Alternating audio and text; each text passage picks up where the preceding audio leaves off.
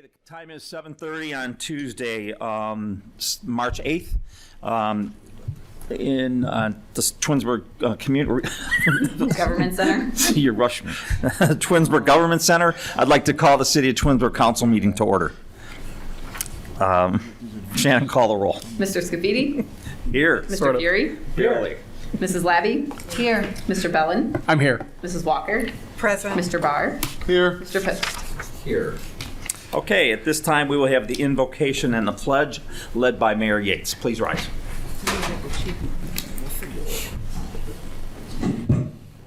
Heavenly Father, we come to you today asking for your guidance, wisdom, and support as we begin this meeting. Help us to engage in meaningful discussion, allow us to grow closer as a group, and nurture the bond of the community. Fill us with your grace as we make decisions that affect all our residents, businesses, and our dedicated city employees. Bless those away from us serving to protect our country. We ask all these things in your name. Amen. Amen. Pledge allegiance to the flag of the United States of America and to the republic for which it stands, one nation, under God, indivisible, with liberty and justice for all.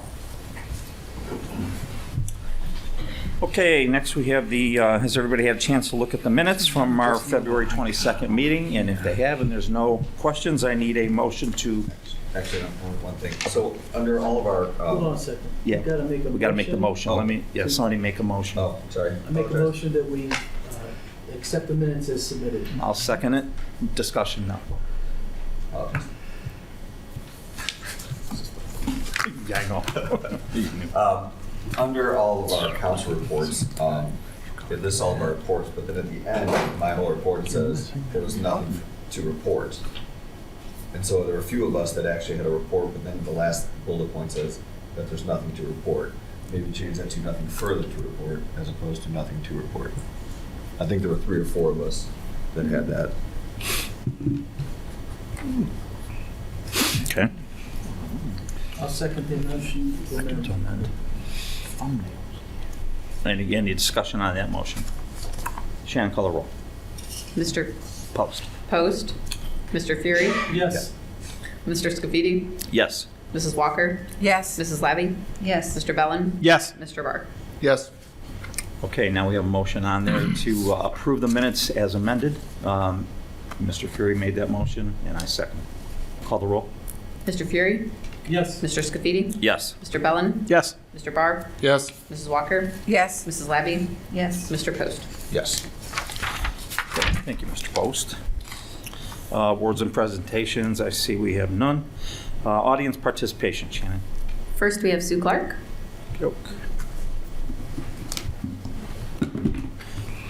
Up to the podium is the district and commission. The entire committee. That's going to be hard to do, huh? Sue Clark, 9845 Crestwood Drive. Good evening, council, mayor, law director. I'm sure all of you are aware that the school is revitalizing the Twinsburg Legacy Project. I have concerns about this. As we all know, at one time, the city was looking to put 4.9 mils on our property taxes without the vote of the people. We've been discussing in council meetings that we are losing some of our biggest employers for income tax and are not sure how this is going to affect the city yet. I would like to ask if you're going to implement the 2.83 county millage, as you can do without the vote of the people. This will have an impact on the way I vote for the Twinsburg Tiger project. I think if there's any validation to this, you need to let the residents know, because this may affect the way the residents vote on the Tiger Legacy project as well. I will be going to the school board meeting as well to ask them some questions. Thank you. Thank you, Mrs. Clark. Next, we have Sheila Williams. It's been a long day listening to you all today. All Twinsburg business. I'm going to give this to you, Shannon. I started off this morning with Kent State. We are looking at a decline in enrollment. And it's not just Kent State, Geauga, the TAC here. It's main campus. It's most of the colleges. COVID has been going on 2 years. The first year, relationships were built before they shut down. If you think about it, we shut down in March. So the kids that had started in the fall before, they knew people on campus, they were coming into campus, they had relationships. So we managed to get through. Last year, it was record numbers, but that was because everyone was kind of getting ready to go back to their school, whether it be Ohio State or wherever. They were just taking classes here because their parents would not pay for them to go to Ohio State, and they could take a class here, and it's a third of the cost. We are down about 25%. That's a huge number in the scheme of things. Our CCP students, which are high school students, those numbers are just busting at the seams. Parents have finally figured out you can get an associate's degree before you leave high school, and it doesn't cost them anything. It costs the school district and the state. So we have a lot of kids, not just from Twinsburg, Nordonia, but Solon. I want to say our largest population of kids are coming out of Nordonia, and he's even bringing them on site. The professors are coming on site teaching the classes. That is a great thing, but we don't get as much money for the CCP students. It's like when you get your medical bill, Medical Mutual has already negotiated how much money they're going to pay to University Hospital. It's the same thing with classes for Kent State or OU or any of the state schools that have CCP programs, and they all do. So we're trying to figure out how to reset the button. I said that the problem now is kids have gotten very lackadaisical. The freshman class is good, but we don't have kids completing our programs. They start the freshman year, and our numbers look good, but they don't spend the 2 years. So how do we retain these students? So that's what the big conversation was this morning at the 8 o'clock meeting. What can we do? What can we do as a community? Because you realize that Kent State is 10 years old over there? That's crazy. It's unbelievable to me. I remember slowly walking up the steps at the old school, trying not to fall down the steps. And here it's been there 10 years. The new president does not want a lot of online classes. He feels that kids need to be in the building, and I agree with that as a retired educator. Socially, and I talked about that today, the kids are not socially able to bridge. They don't know how to talk. They don't know how to have eye contact. There are a lot of things that they're missing out on. Kathy Powles was there, and she was saying they are hiring 2, I think, or 3 more social workers because these kids are having COVID problems. It is a problem, and it's a problem that you all are going to see in employment here as we're getting ready to do summer hiring. They don't want to work. They don't want to go to school. They want to make a little bit of money for their immediate needs. And that's it. I see you shaking your head. It's a problem. Instant gratification. Yeah, All it is. and you know, and we talked about that, and we did a very good meeting this morning, talking about just the basic needs of what's going on. When the president comes down, he's talking about foundation, raising money, yada, yada, yada. We talked about what's really going on in our community today. And I said I had to bring it to you tonight while it was fresh in my mind because it's been a long day. I gave you a bunch of stuff. We had our meeting in Summit County Monday, and what I gave you was the PowerPoint from it. It is the District Advisory Council meeting, and I'm going to tell you to turn about 5 pages in where it says Summit County Public Health COVID statistics, and it shows you some bulk numbers of what we've done. And I'm not going to go through these numbers, but these are good talking points when you talk about we do pay Summit County Health X number of dollars every year.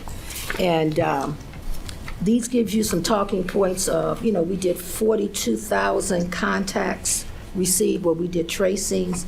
Then when you go over to the next one, we have almost $5 million that we worked with. And you see where we got the money from, what we took in, and we carried over $700,000 at the end of 21.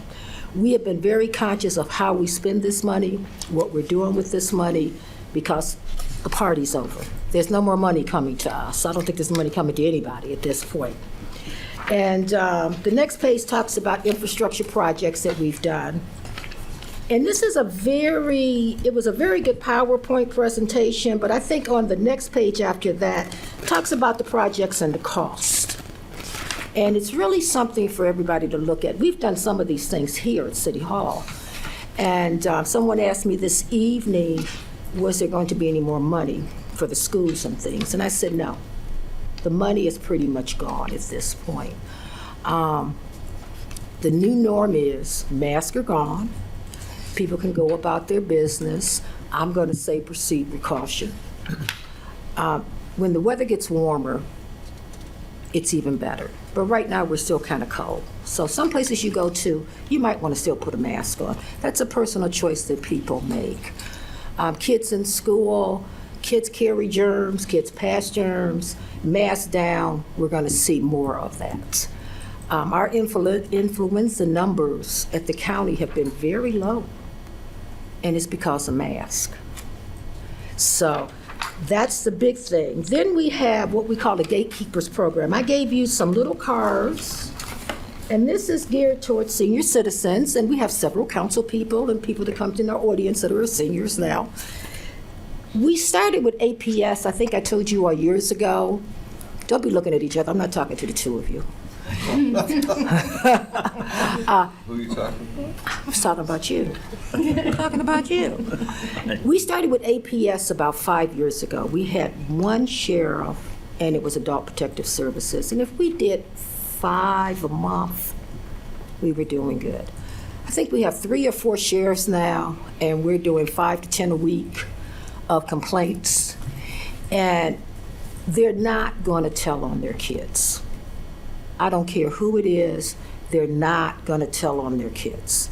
Whether their kids are stealing their money, not feeding them, whatever, they're not telling. So we have a new program called Gatekeepers, and this is a pocket guide. You can pass this on to someone just as a little bitty thing, and I have some extra ones to give to Shannon where she can put out front. Gatekeepers is a $500,000 grant we got, and it's a bridge between Adult Protective Services and them being physically taken out of their house for neglect. It's a wraparound, and any one of us can do a referral, and we will make contact. They make a choice if they want to be involved. I'll give an example. One of the neighbors fell in my neighborhood today. I was out. When I got home, she called, and I went over there. She was having a hard time getting up, and I said to her, I can't lift you, because everyone knows I've had this heart surgery, and I'm like, I can't lift you. I said, can we call your daughter? Absolutely not. She's a perfect candidate for this, but I know that she wouldn't take the services. It took us a while, but we finally did get her up and get her to her sofa. But this is for people that don't have family close. They may live somewhere where they don't know anyone, or they've just moved somewhere, because this person has only been in Twinsburg a couple of years, and I'm very involved in the community, so she felt she could call me. So I gave you information on that. It's a good program, and then the other one just talks about the services and things that we provide. The health department does a lot besides shots and vital statistics, and I don't think people realize how much they do. And the advisory board for the district, the original president, he decided not to run for anything. So we elected a few new officers on Monday, and it was very nice. But it was different. Where we usually had sit-down lunch, we had box lunches. And me and Jim Bailoff sat there and had lunch together in the whole place by ourselves, because half the people had to go back to work or wherever they were going. And he says, well, I thought we were having lunch. I said, Jim, I'll have lunch with you. So we sat there and ate our box lunch together. They will come out and do a presentation on Gatekeepers. So if that's something that council would be interested in, them coming out, doing the PowerPoint and talking about it, Sam, please let me know, or have Shannon let me know, and we'll make arrangements for that to happen. I'm going to say what I say every year. You all need to come down and really look at what the facility looks like and what we offer. It is a fantastic building, offering a lot, not just the seniors, but the children. And Pinewood, here in Twinsburg, they benefit from it. We have, programs there. And it's something that I think that we should all have talking points on. That's why I gave you all the packet this evening. Any questions? Okay. All right, now, thank you so much. Thank you, Sheila. Sheila, maybe if you know about Kent, is there an incentive for kids who have gotten their associate's degree through high school? Is there an incentive for them to continue it at Kent? What we have found is those that, first of all, we haven't had a student complete the associate's program at Kent. I can tell you Pastor Tracy Wilson's son was the first Twinsburg student to complete a CCP program, and he did it through Tri-C. And his mother sent him there because they had more wraparounds, and she felt that he needed that. Our kids get about a year and a half in, but then they come back during the summer and they finish the program and they end up having to pay for it, and those students do stay. Our retention rate is about 65%, I think the dean said today, for students that start the program and finish it. And so that's a good thing. For kids that don't want to leave home, it's wonderful. But I think most parents by the end of the senior year want you to go somewhere. We don't care where, just somewhere. So I would tell anyone listening to us, if you have a ninth grader going to high school, put them in this program. I'm a promoter of Kent because I'm there at Kent, but you can't beat it. And they come out with less debt. And we've started 2 new certificated programs. Medical assistance, which I'm not sure if that's like a physical thing or if it's paperwork, but we do have that.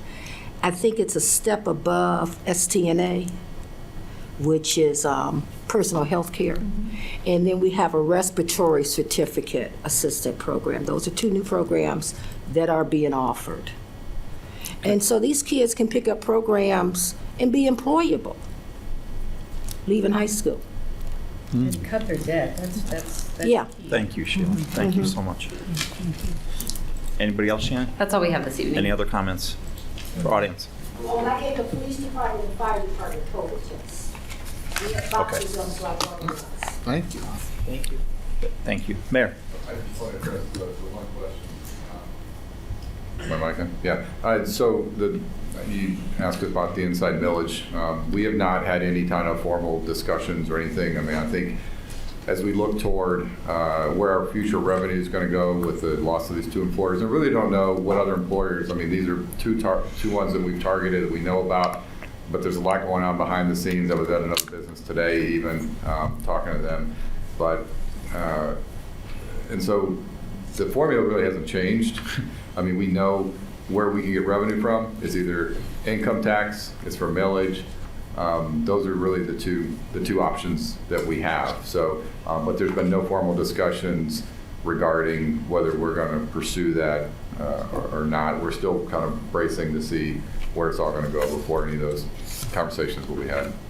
So, not much of an answer, but at least let you know where we're at. That's all. That's it?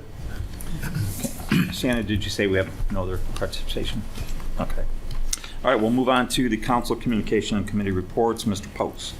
Yes, thank you, Mr. Scafidi. On Tuesday, March 1st, I attended the Environmental Commission meeting, and we had another presentation from Patrick Jeffers, which was great, on the stormwater plan, and Lynn Clark spoke during public participation, and he had offered some great ideas, and I think you saw some of those ideas come to fruition, and that just makes me want to remind everybody out there that if you have something to say or you want to join public participation, that you have a voice, we listen and we hear you, so please get involved and join that. On April 23rd, we will have the Earth Day cleanup of the parks. June 25th, which is a Saturday, actually the Earth Day cleanup is a Saturday, both Saturdays. There will be Document Shredding Day. There will be an e-recycle in August and a fall community cleanup. Those dates will be coming. And one of the conversations is we want to try to get a lot more communication out there. A lot more communication on how to be better about water and usage and sustainability. So that's that. And then the flag program around Twinsburg, I know it's a Rotary program. The flag program around Twinsburg is underway. And if you want to get a flag in your yard for the 5 different holidays, it is it's $40. You can go to twinsburgflags.com. Perhaps I should have saved that for the end, but that's okay. That's okay. Twinsburgflags.com, $40, and helps to raise money for the Rotary in Twinsburg. Those meetings are every Wednesday night at the VFW, and I will be there tomorrow night for the potluck. I'm in.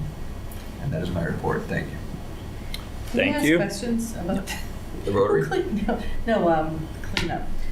Who cleans up the inside berm of 480? Is that what the highway from like here to, when you jump on the highway right here at McDonald's, and who, that berm is ODOT? The state would do that. The state does that? They The should. state would do that. I mean, I know that when we do, Environmental Commission does its cleanups, we really don't look at who or what should be cleaning up.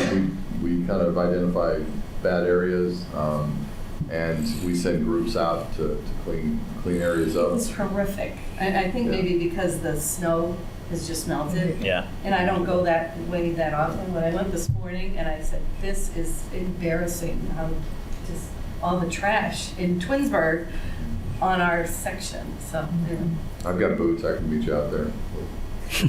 okay. Okay. Okay. Mr. Fury. Thank you and good evening. Tomorrow, I will attend the JEDI conference from 9 to 1. I attended an ARB meeting on March 3rd. There were 2 cases. First was 220309, which was a Concord residence that was putting on an addition over a garage past 40. And the second was case 220310, which on Dutton Drive was signage for air gas, again at past 40. Next ARB meeting is going to be on St. Patrick's Day, March 17th at 6 p.m. Later this month, we will have a tax incentive review committee meeting with the county, the city, finance director, and that is review the CRA and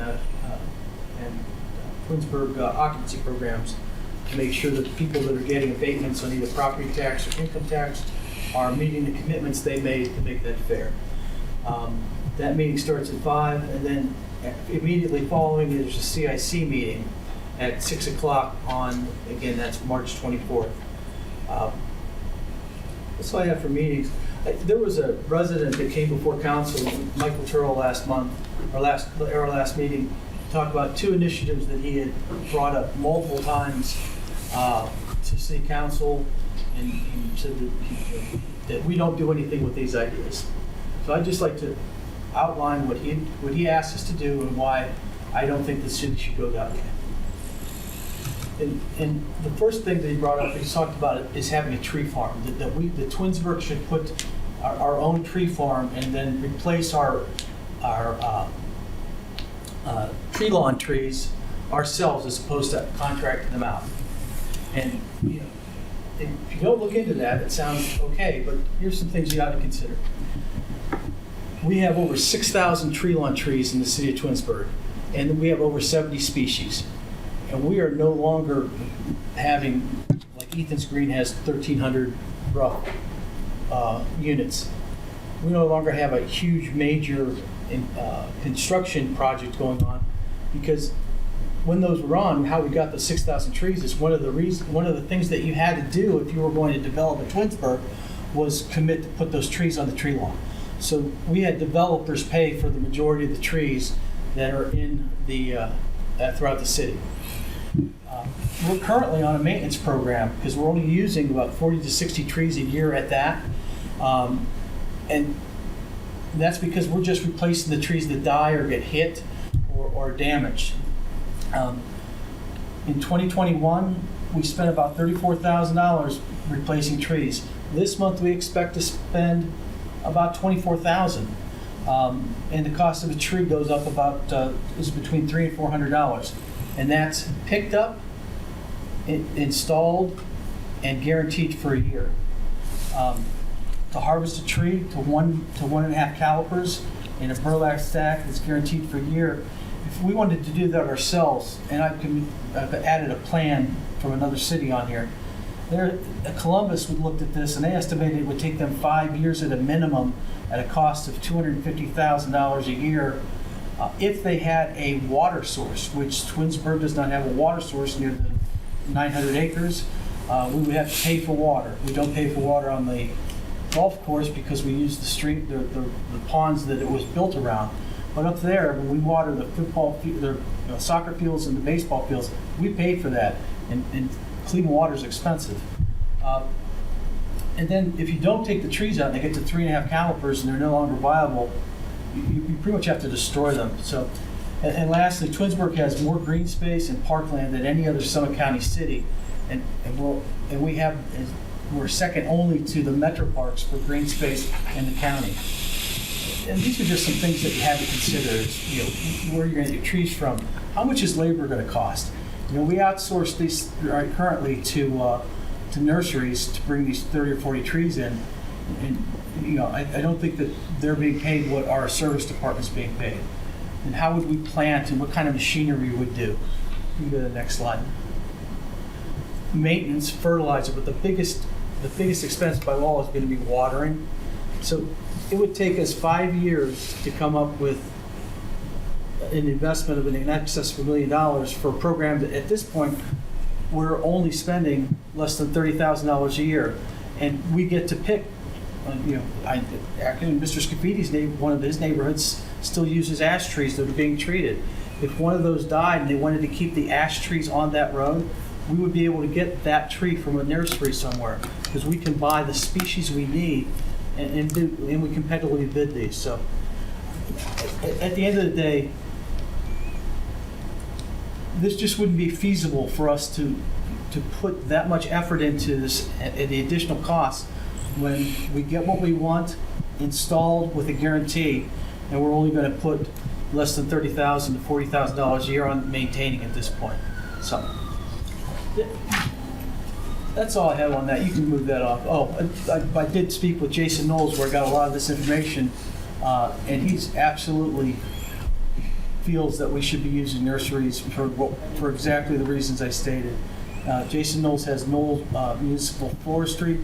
He was also with Davey Tree, who has a lot of these nurseries. Go ahead. Just one comment. The resident also talked about the comprehensive plans, and one of the goals or the discussions was about reforestation of city land, and what that meant was taking areas that we currently mow and maintain and allowing it to become natural again. So that term did not mean go find a plot of land and start planting our own trees, and there was, I think, some confusion in what he was trying to present. But okay, with the comprehensive plan. So, but I know that he has presented numerous times the concept you're talking about this evening. I just wanted to clarify that. Thank you. I'll take the next slide, Mark. The other thing that was brought up was that the city's not doing enough to take care of the acres with flooding. And I would tell you that we looked into this, and that I know Mr. Scaffidi's been working on this for a long time, on both sides of Glenwood. But the idea of putting a retention pond in the purple next to off East Idlewood, just some things to consider. So Tinker's Creek is fed by over 300 miles of creeks and fed by stormwater and the Cuyahoga River. And the park that we were talking about is actually located in a floodplain. Next slide, please, Mark. So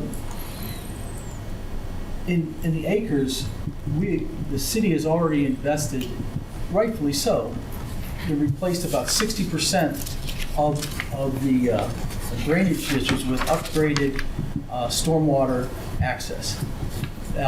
We've also added tide flex valves into the main line, which do not allow, because I've seen this in the past where you see a grate of water, a storm sewer grate, and water's coming out of it because it's coming back because it's so full. we've put those basically valves that don't allow the water to come back once it's strained out. The other thing is that we're doing is we've purchased at least two, and as funds are available, using the FEMA funds, we bought houses that are in the closest part of the flood zone and taken those out and populated that area with green space and trees.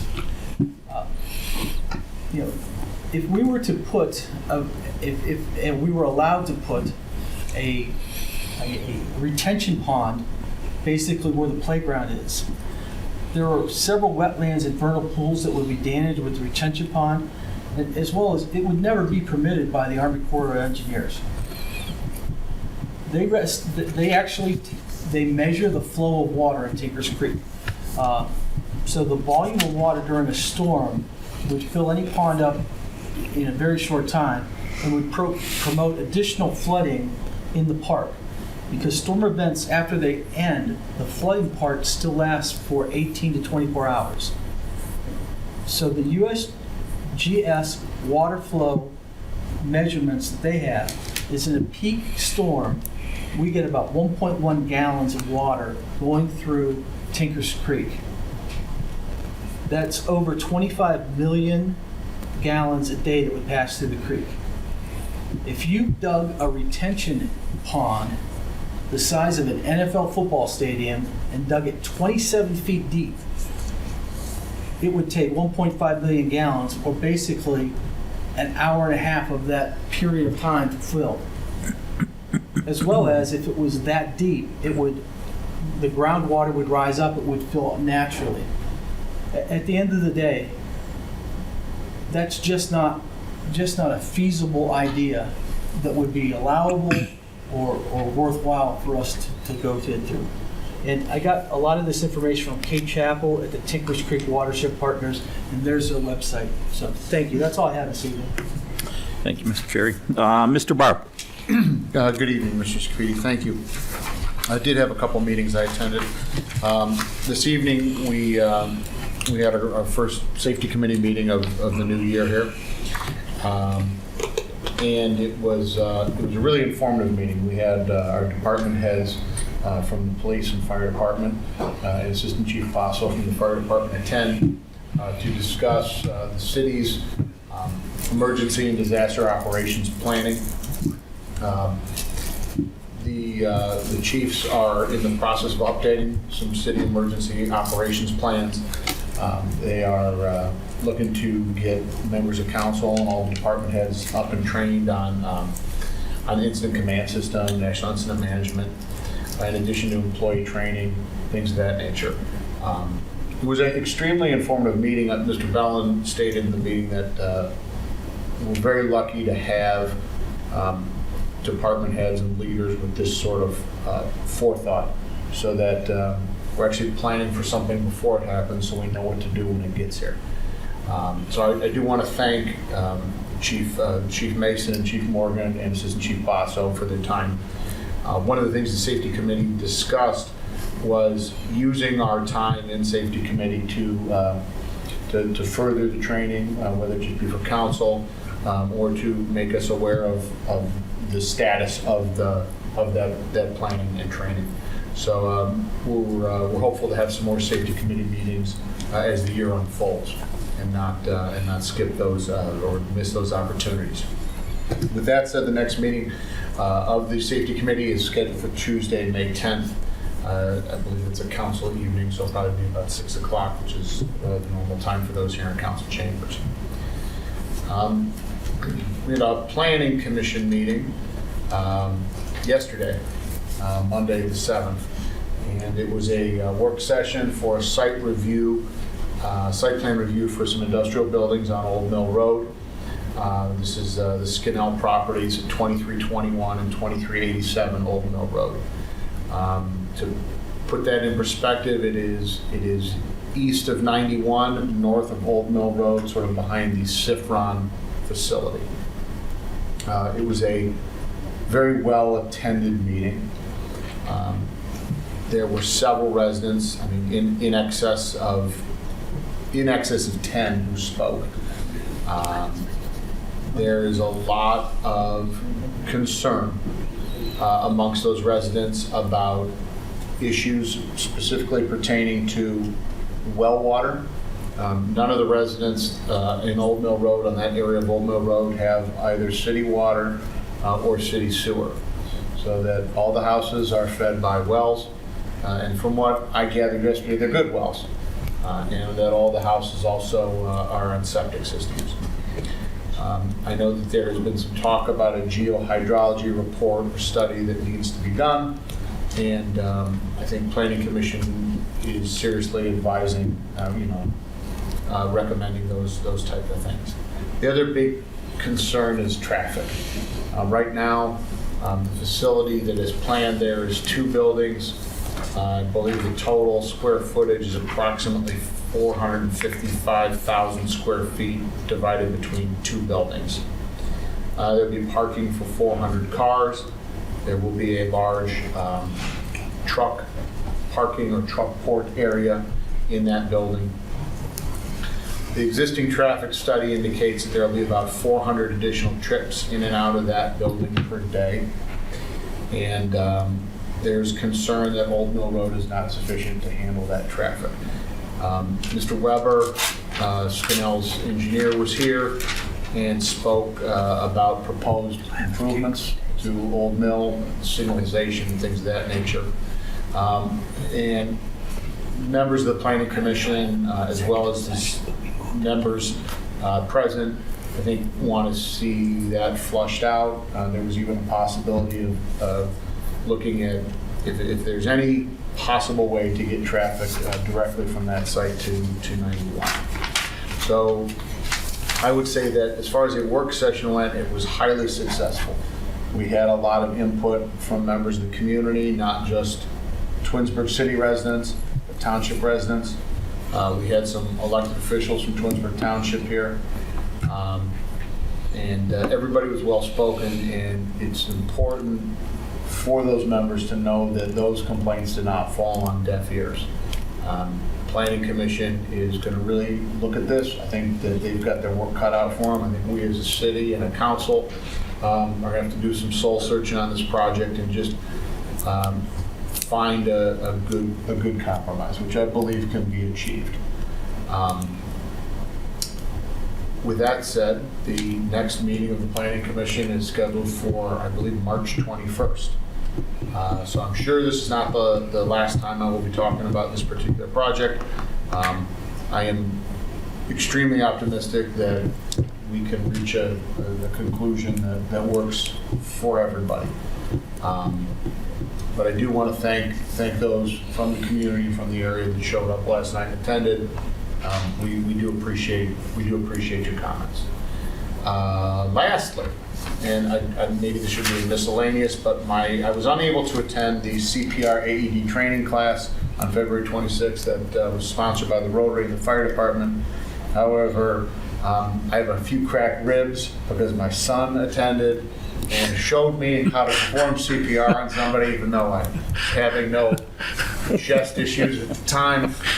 But my son and wife attended that class and said it was just terrific. So I do want to thank again the fire department, Rotary, for putting that on. It was just terrific. I apologize I was unable to be there out of a previous commitment, but my wife and son definitely really appreciated the opportunity to learn.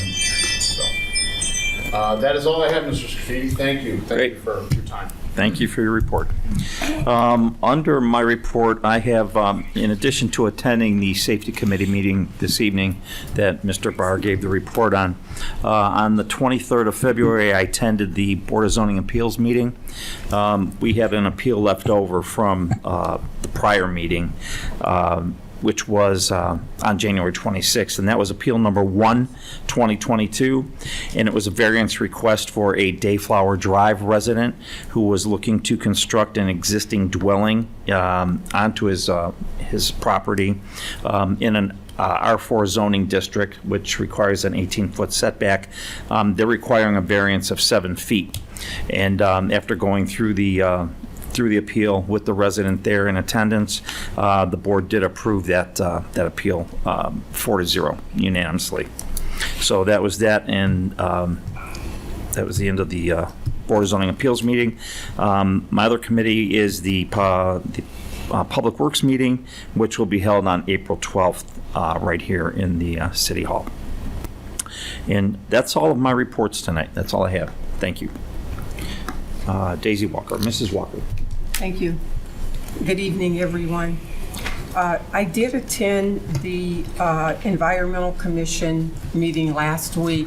I had invited one of the residents from the city of Twinsburg to come because she applied to be on the Environmental Commission. So it gave her an idea of how the meeting ran and how long it's going to be and the time and what they were discussed. And she was really pleased about it. And so she said she was going to come back. I attended the community relations meeting that was last Thursday. I think it was March 3rd. And the communities were Reminderville, Twinsburg Township, Twinsburg City, and Aurora. And they gave us this beautiful community focus book from 2021 and all the things that happened last year. I think, Mayor, your picture's in it. Bill's name is on this. I just want to ask you, Mayor, did you get a copy of this book? Because this is the last one. So it's between you and Bill. That's for community focus. You can give it to Bill. I can get a copy of that. They didn't have any more. Daisy, I'll actually take that because we keep those as records. I'm sorry? I'll take it because we keep them as records. Okay, all right, okay, fine. Thank you. Fine. And we have our JEDI meeting tomorrow from 9 until noon. That's all I have. Great, thank you. Mr. Bellin. Thank you. Good evening. I attended this evening's Safety Committee meeting that Mr. Barr reviewed. Thank you very much, sir. I would like to once again thank the chiefs and the assistant chief for not only their presentation this evening, but for all the work that went into that. It's sincerely appreciated. As Mr. Barr said, the next Safety Committee meeting will be on Tuesday, May 10th here in Council Chambers. Next Finance Committee meeting will be on Tuesday, March 22nd, also here in Council Chambers, I believe at 6 p.m. Next Golf Advisory Board meeting will be held on March 15th, 6:30 p.m., also here in Council Chambers. And the first Public Works Committee is scheduled to meet on Tuesday, April 12th at 6 p.m. I just did want to congratulate the new members of boards and commissions that we will be appointing this evening. I would also like to thank everyone who applied and interviewed for those positions. We continue to be remarkably lucky to have so many well-qualified and passionate residents who are willing to give their time and talents to serve the city of Twinsburg. We're very, very lucky. Nothing further this evening. Thank you. Thank you. Mrs. Labby. Thank you, Sam. Good evening. I just wanted to thank and echo what Mr. Bellin said about the boards and commissions. On 228, we had a whole evening of interviewing people. The people who came were so highly qualified. I was kind of surprised at the qualifications they brought. It was just a wonderful feeling to know that whatever commission we were going to put them on, they would do so well at the job they were wanting to do for the city. I just thought it was a very positive experience for me to be doing it for the first time, and I want to thank everybody for applying for different committees. I did attend the Planning Commission meeting yesterday. Like Mr. Barr said, it was very well attended. The people on Old Mill have a passion for their community, and they also shared a wealth of knowledge. They were also well-spoken, and it was just great to see. Barring a few off comments, I thought it went very well. And I'm hoping that the Planning Commission will, like I said, dig their heels in and really give it a good look. One of the other concerns they had was the greenness, to keep it green. It's a beautiful properties on that road. I walked it on Saturday with two of the residents. They're concerned about like maybe the buffer be a little more green with more trees and not so cementy. That's not a word. I just made it up. Not so cementy. Sounds good.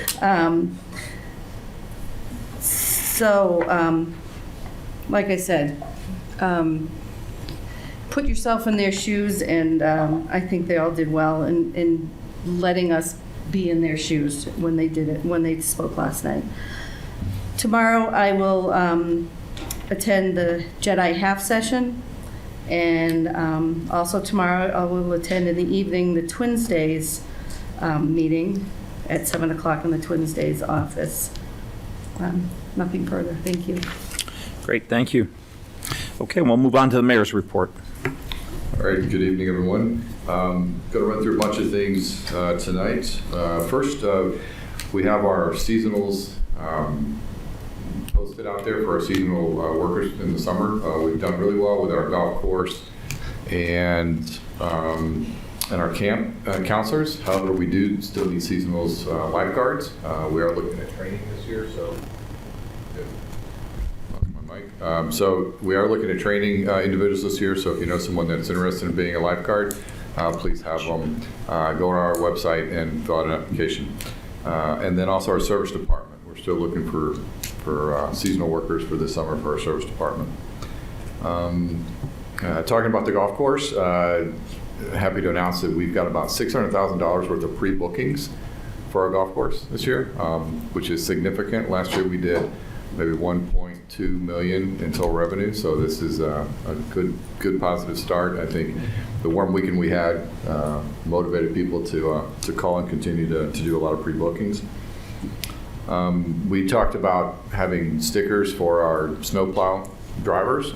We have located a vendor that's going to produce that sticker, so that's going to be moving along. I'll keep, I know there's people in the audience that are interested in that, so we'll keep them up to speed on when that happens. Board and commission interviews. I do want to thank all the residents that came out. It's always great to see the amount of interest we have in being part of this community and helping and volunteering. So I want to thank everyone. I know we're going to be doing some resolutions tonight, appointing people to the various boards and commissions. CPR training. We did that on I believe the 26th, and I know we had AC Basso, Lieutenant Kettner, Lieutenant Bernardo, Chris Longo. I wasn't there very long, but I remember those faces. So I just want to thank them for the time they spent training the community. We had a decent turnout for both sessions. That's something we want to continue to do. We're also talking about making sure that all our employees are also certified. We did this about 5 years ago, so we're due now to do it again. So we've had those discussions. And I'll include council on that too. I think we all should be certified. So it's something we'll try to keep up to date with all our employee base. Branch pickup is going to start on April 4th. So I know we had some windstorm this past weekend. So I'm sure people are out cleaning up yards, but just wanted to let everyone know, Chris couldn't be here tonight, that branch pickup is going to start on April 4th. And we'll get signs out like we usually do. To give an update, I get a lot of questions and emails regarding Tulum and the Burgers to Beer project. So those are two projects that are still underway. Both are running into some timing issues. Tulum has gone on way beyond what we wanted to, but we are on top of them, and we've set up regular meetings to gauge their progress. Burgers to Beer has been very aggressive in getting opening. They're hoping to be open in a couple of weeks. They're still dealing with supply issues for getting everything they need to finish that project. I was able to, I stayed last week to give a tour to Cub Scouts group. So Tristan Edmondson contacted me. I think he put out something on social media looking for a way to get into the fire department. So we actually set up a nice tour of both the police and fire for him. And I want to thank the officers and Captain Gina for giving a great tour to the kids. They really enjoyed it. I did this past Sunday attend a birthday party for Mario Bella. And I was able to give him a proclamation. He's lived in Twinsburg for a long time, still lives on his own, turned 100 years old. It was extremely impressed. I don't know if I want to live to be 100 years old, but if I do, I want to be like Mario. So wasn't planning on eating, but there was a home-cooked Italian meal from the Vela family that I couldn't turn down. But it was great because when I did the presentation, I mean, Mario was sharp, stood up, came over, gave me a hug, thanked me, for the proclamation. But yeah, I told him, I said, hopefully I get invited to the 101st birthday. So I think after 100, I think you got to do something like that every year. Yeah. So I really enjoyed that. It was an honor to be part of that party. And then lastly, the city lost Floyd Spice. He was assistant chief for 39 years, so from 1952 to 1991. And he passed away at the age of 93. And I know fire department is, I know Chief's probably going to mention that tonight, but they've been in contact with the family, and we'll be helping them with some special services for Mr. Spice. And I believe that is all I have this evening. We do have a couple department head reports. All right, Chief, you want to come up?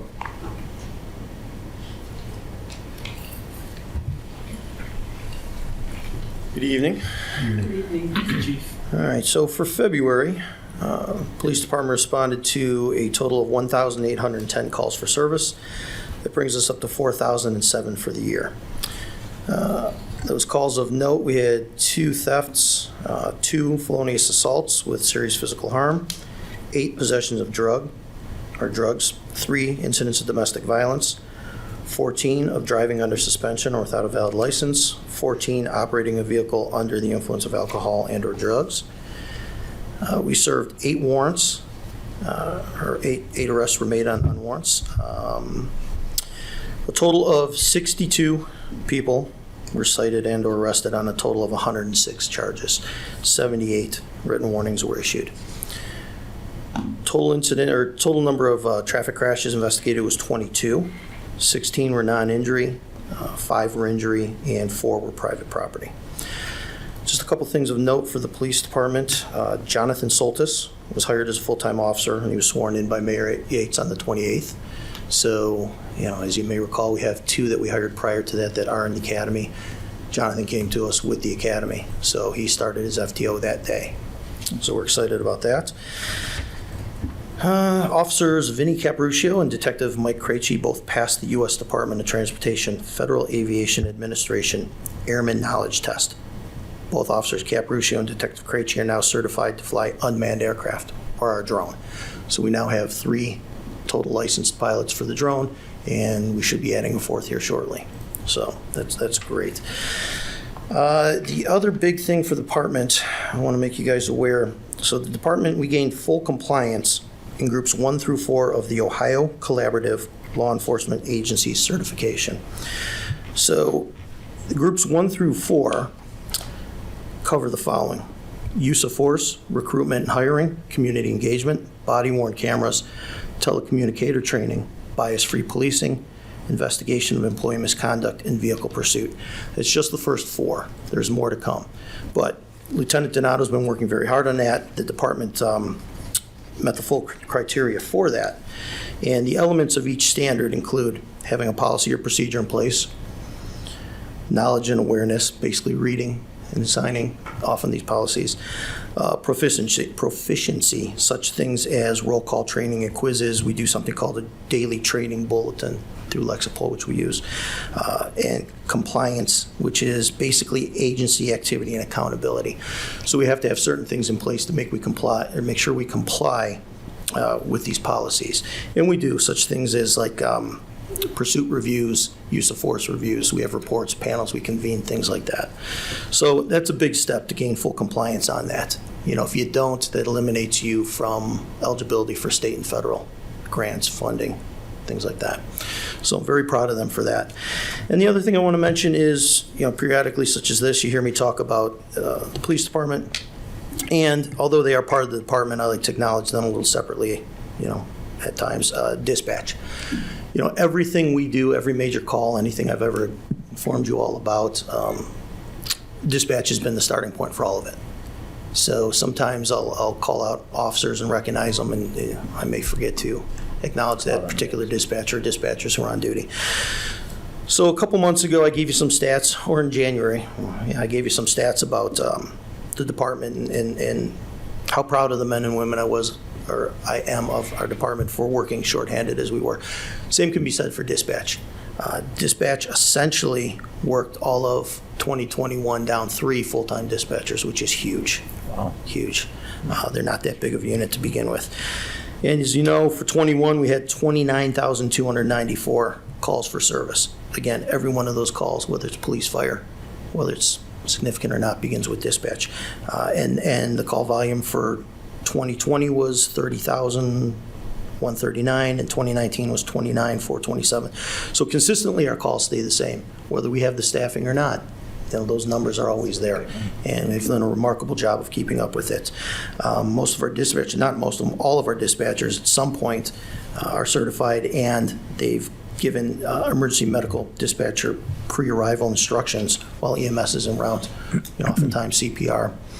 All of our dispatchers, again, have given CPR. A couple of them have even delivered children, delivered babies over the phone, or helped to deliver the baby over the phone. And dispatch, we just hired a new full-time dispatcher, Sharon Vasikinen. So we're very excited to have Sharon. She comes to us with 9 years of experience. She's a full-time hire. We need a few more, but this is a good starting point. So I just want to give a little acknowledgement to dispatch, and that's all I have, unless anyone has any questions. Thank you, Chief. Thanks. Thanks, Chief. Chief Martin.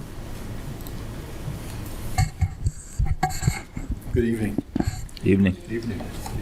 So for the month of February, the fire department responded to 276 calls for service, which brings us up to a total for the year of 637, which is about 30% ahead of last year's pace.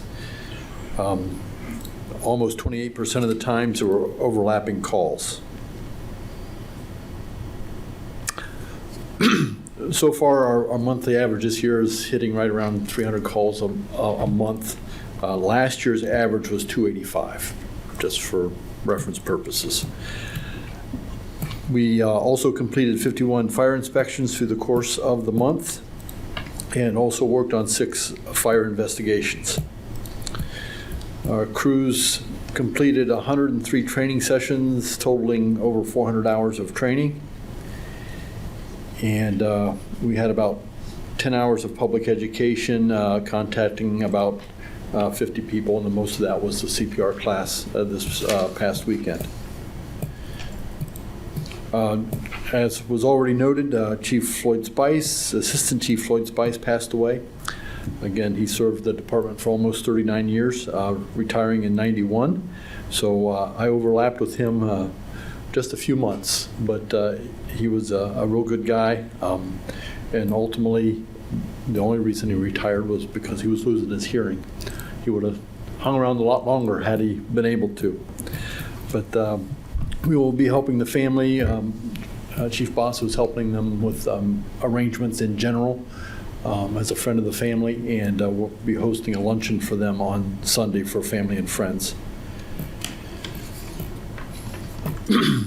The weather warning system was tested on the 5th, and all of the sirens worked properly except for the one at Liberty and Post, which remains broken.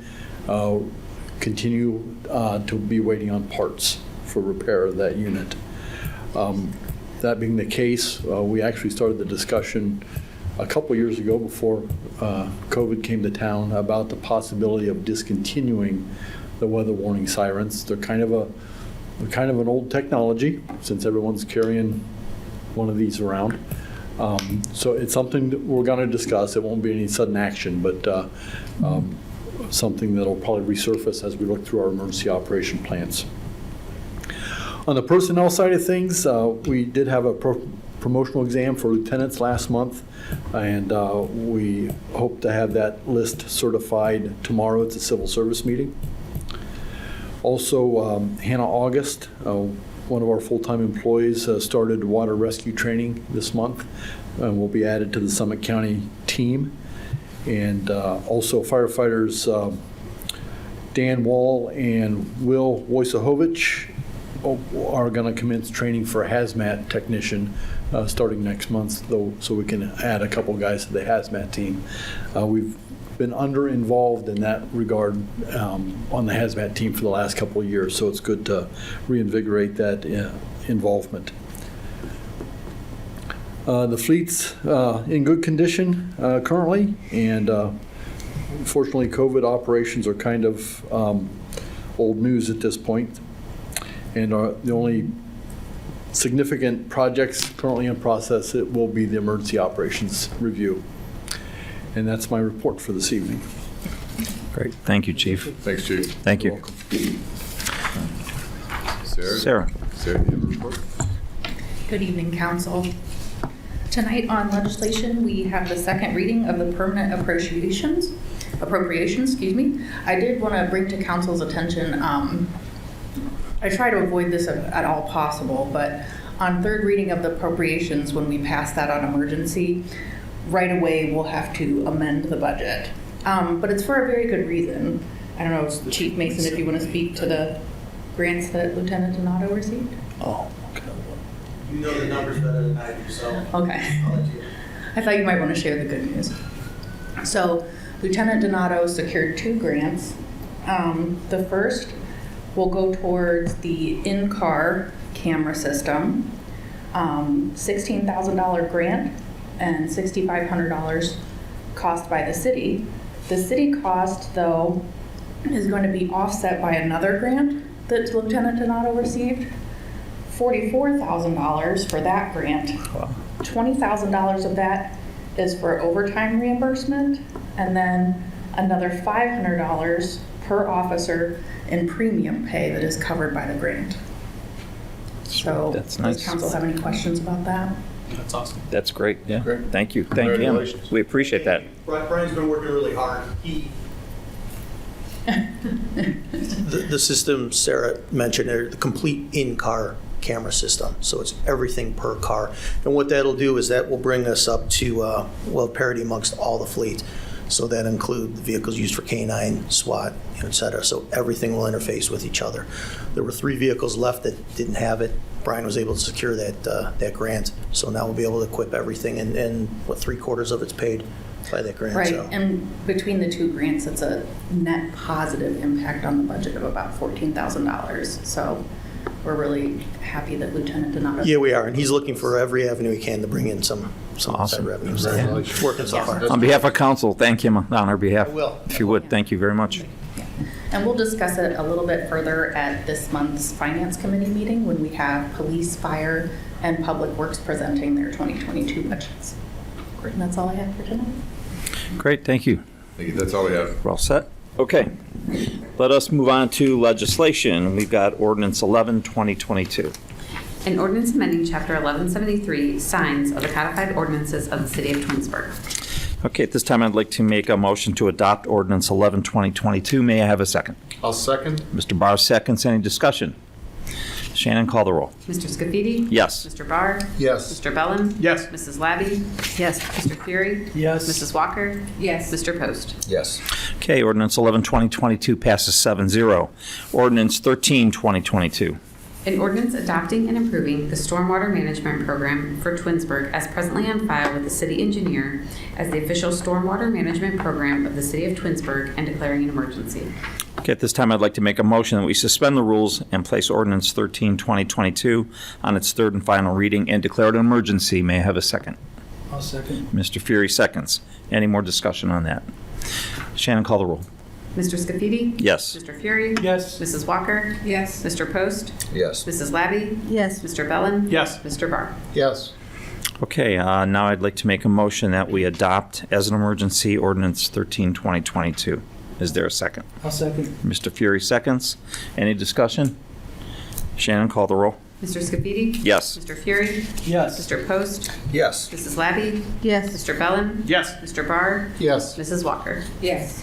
Okay, ordinance 13, 2022 passes 7-0 as an emergency. Ordinance 15, 2022. The permanent appropriation ordinance for 2022 approved by council from estimates submitted by the mayor, providing for the ordinary expenses and other necessary expenses of the city of Twinsburg, Ohio during the fiscal year ending December 31st, 2022 and declaring an emergency. Okay, and that stands on its second reading, and we will read that at our next meeting on its third and final reading for adoption as an emergency. We have Resolution 19, 2022. A resolution authorizing support of an application to the State of Ohio Public Works Commission and the District 8 Natural Resources Assistance Council for a Clean Ohio Conservation Fund grant for the Twinsburg Heights Preserve Project. Okay, at this time, I'd like to make a motion to adopt Resolution 19, 2022. Is there a second? Second. Mrs. Levy seconds. Any discussion? Shannon? Oh, I'm sorry, Mayor. Just for information purposes, this property up that connects to Twinsburg Township property up off Head Road. It's gotten known for years as a guy-run property. Instead of development, they're pursuing conservation easement over the whole entire property. So this is something we'd like to support. Great. Anything else?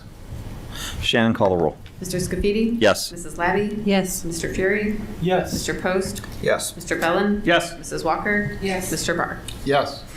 Okay, Resolution 19, 2022 passes 7-0. Ordinance 20, 2022. An ordinance accepting the bid of Parent Asphalt Company for the 2022 Ravenna Road resurfacing project and declaring an emergency. Okay, at this time, I'd like to make a motion that we suspend the rules on Ordinance 20, 2022, place it on its third and final reading, and declare it an emergency. Is there a second? I'll second. Mr. Bellin seconds. Any discussion on the emergency? Shannon, call the roll. Mr. Scafidi? Yes. Mr. Bellin? Yes. Mrs. Walker? Yes. Mr. Fury? Yes. Mr. Post? Yes. Mrs. Labby? Yes. Mr. Barr? Yes. Okay, now I'd like to make a motion that we adopt Ordinance 2022 as an emergency. Is there a second? Second. Mrs. Walker seconds. Any discussion on that? All I'd like to say is that this is that section of Ravenna Road that's been a hot topic for some time now.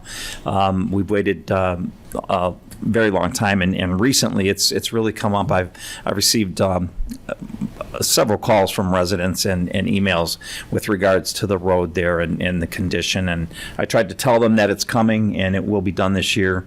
It was pushed up from, it was supposed to be done last year, but the engineer got that pushed up somehow, I don't remember, but it's going to be done this year, and this is the contract that's going to do that. I believe it's due to start sometime in June. So that's between East Idlewood and Glenwood, yeah, on the other end.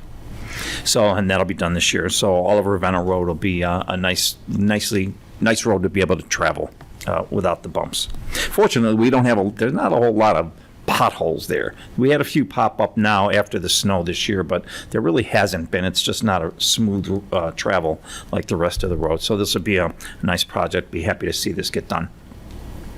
Okay, I had first. Anybody else have any discussion? Shannon, call the roll. Mr. Scafidi? Yes. Mrs. Walker? Yes. Mr. Barr? Yes. Mrs. Labby? Yes. Mr. Fury? Yes. Mr. Bellin? Yes. Mr. Post? Yes. Okay, ordinance 2022 passes as an emergency, 7-0. Resolution 21, 2022. A resolution authorizing a conditional use permit for road equipment for parcel number 64-04855 located at 2541 East Enterprise Parkway, Twinsburg, Ohio, as recommended by the Planning Commission. Okay, this time I'd like to make a motion to adopt Resolution 21, 2022. Is there a second? I'll second. Mr. Barr seconds. Any discussion? And this is for, I believe, outdoor storage for RUD equipment. Okay, hearing none, Shannon, call the roll. Mr. Scafidi? Yes. Mr. Barr? Yes. Mrs. Labby? Yes. Mr. Post? Yes. Mr. Bellin? Yes. Mrs. Walker? Yes. Mr. Fury? Yes. Okay, Resolution 21, 2022 passes 7-0. We have Resolution 22, 2022. A resolution appointing 2 members to the Planning Commission. Okay, at this time, I'd like to make a motion that we adopt Resolution 22, 2022. May I have a second? I'll second. Okay, we have a second. The residents that are being appointed to the Planning Commission are Craig Shipley and Michael Walker. Any discussion? Shannon, call the roll. Mr. Scafidi? Yes. Mr. Fury? Yes. Mr. Barr? Yes. Mr. Post? Yes. Mr. Bellin? Yes. Mrs. Walker? Yes. Mrs. Labby? Yes. Okay. Resolution 22, 2022 passes 7-0. We have Resolution 23, 2022. A resolution appointing 3 members to the Board of Building and Zoning Code Appeals. Okay, I make a motion that we adopt Resolution 23, 2022. Is there a second? I'll second. Yield. Mr. Barr seconds. Okay, the residents being appointed to the Board of Zoning Appeal are Tom Brown, Chris Griffith, and Mike Jamison. Any discussion on that? Shannon, call the roll. Mr. Scafidi? Yes. Mr. Barr? Yes. Mr. Post? Yes. Mrs. Walker? Yes. Mr. Fury? Yes. Mrs. Labby? Yes. Mr. Bellin? Yes. Okay, Resolution 23, 2022 passes 7-0. Resolution 24, 2022. A resolution appointing 1 member to the Civil Service Commission. Okay, at this time, I'd like to make a motion to adopt Resolution 24, 2022. Is there a second? I will second. Mrs. Labby seconds. We will be appointing Danielle Connor to that board. Any discussion? Call the roll. Mr. Scafidi? Yes. Mrs. Labby? Yes. Mr. Barr? Yes. Mr. Bellin? Yes. Mrs. Walker? Yes. Mr. Fury? Yes. Mr. Post? Yes. Okay, Resolution 24, 2022 passes 7-0. We have Resolution 25, 2022. A resolution creating the 2022 Twinsburg Districting Commission and appointing 3 of the 5 qualified electors to said commission. Okay, I'd like to make a motion to adopt Resolution 25, 2022. Is there a second? Is this, we're going to go down to one? We got to do this. Okay, you Yeah, do that first. first, okay. You got a second? I second. Mr. Fury seconds. Okay. Now, at this time, we had chosen 3 of the 5 members for this board, and it came to our attention afterwards that 2 of the members, this is ward specific, 2 of the members don't live in the ward that they were applied for or were being appointed to. We had 3 members from Ward 1 being appointed on this board, and again, it's ward specific, so we have to make a change there. So I want to make a motion to amend Resolution 25, 2022, in to remove 2 names and do I name the 2 people? I guess I gotta name who we're taking off. Okay.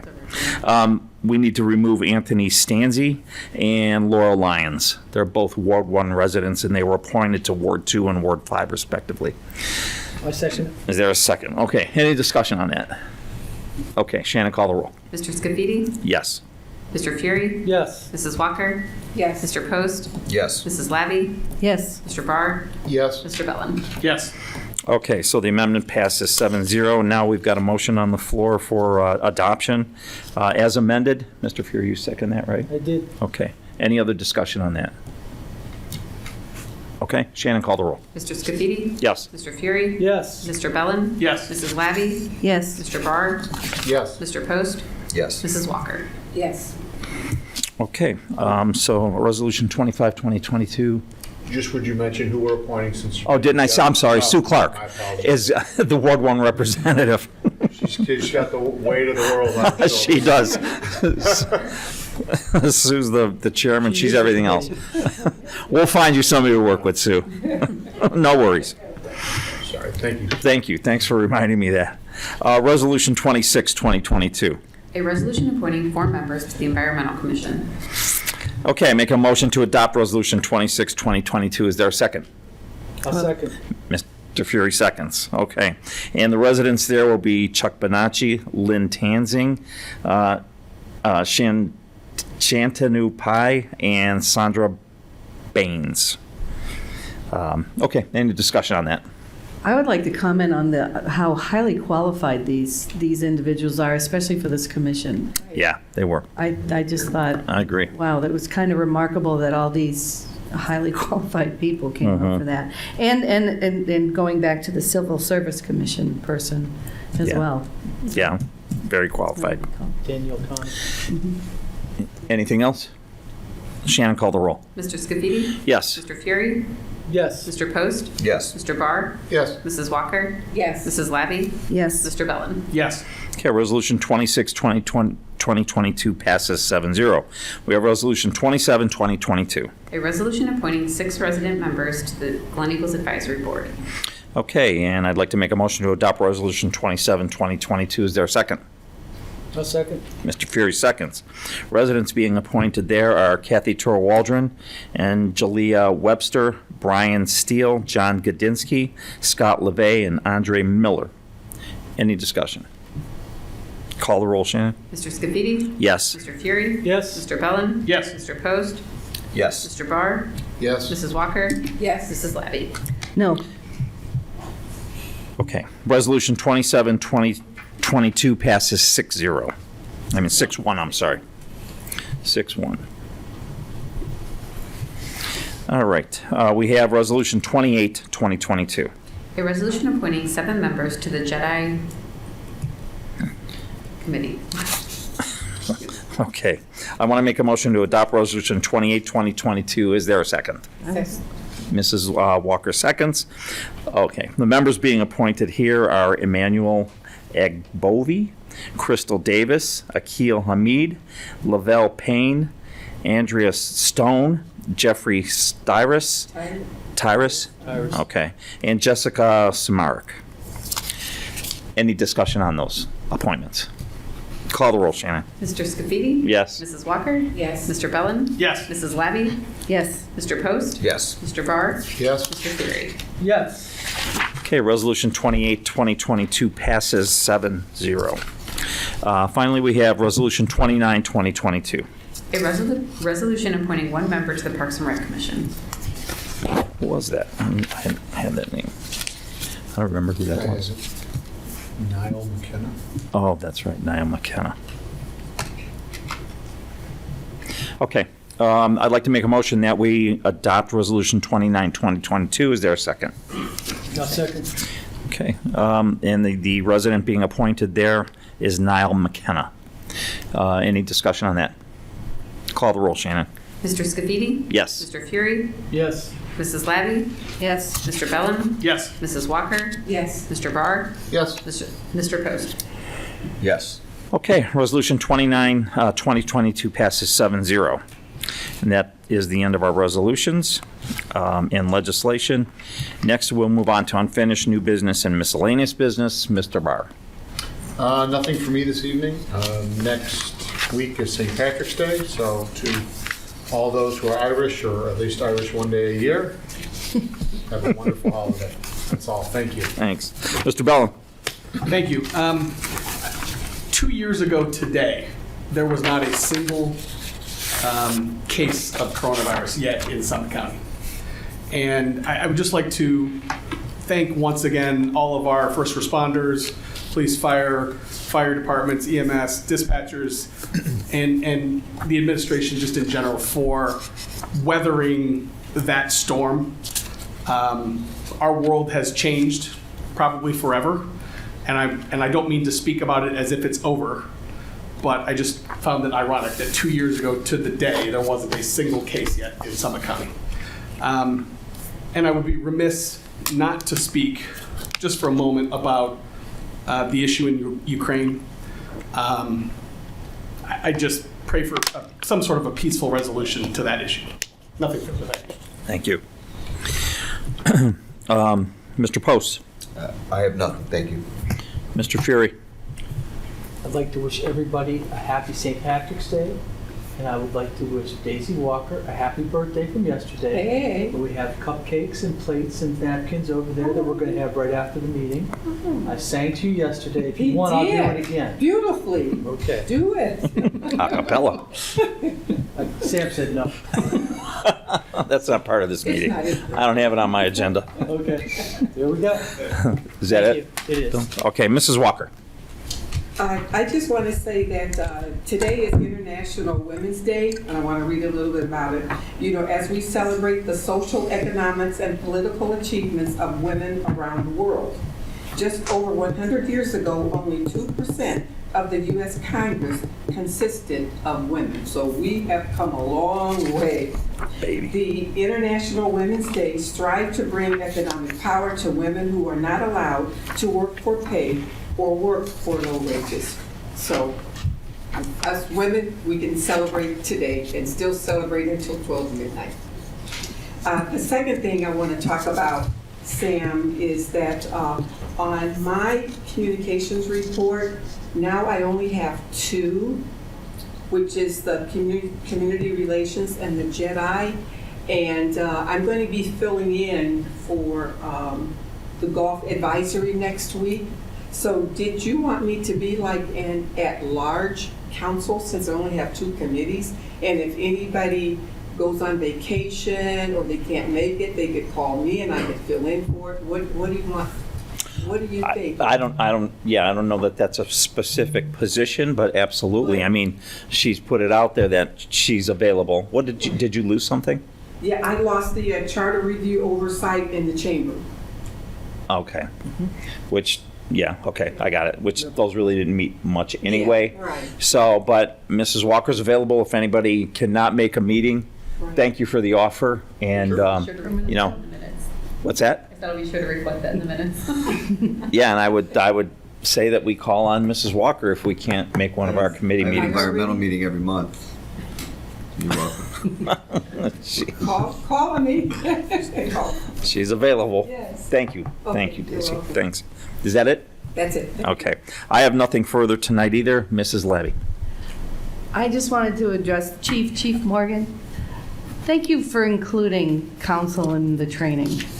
I appreciate that, not being a real employee, but kind of an employee. I appreciate being included in that training. And a very, very happy birthday to you, Daisy. Thank you. Nothing further. Okay, thank you. Mayor. Yeah, just a couple things. So just want to congratulate Jonathan Soltis. We did swear him in, new officer. He's really excited. His family was here, so it was great to see him kind of starting to live out his dream that he's always wanted to be on the police force. So congratulations to him. And then Greg, I appreciate your comment. I think we've kind of been going through our interviews with our HR director, and we talk about some of the things that we went through during COVID, and it's been a long couple of years, and some of those early months were some of the most difficult years that I've ever had, both personally and professionally. And we discussed some of the long hours in the meetings and the really difficult decisions that we had to make as administration here to help get through those difficult times. So I appreciate you mentioning that. And then I just want to wish everyone a happy St. Patrick's Day. Be safe out there, please. And that's it. Thank you, Mayor. Law Director, Mr. Vazana. Happy birthday, Daisy. Thank you. Okay. Shannon Collins, anything? Nothing. Nothing? Sarah, anything further? One thing, so the April 18th is the income tax filing deadline, and Rita is going to have extended call center hours beginning March 21st, and they're also going to have a drive-up, drop-off assistance at their Brecksville location April 11th through the 15th. And happy birthday to Daisy. Thank you. And happy St. Patty's. It's also Jen Bettinson and Becky Thomas's birthdays on St. Patty's. Oh, well, happy birthday to them. Happy birthday to Daisy. And happy St. Patrick's Day to all. Hearing no more business on the agenda, meeting is adjourned.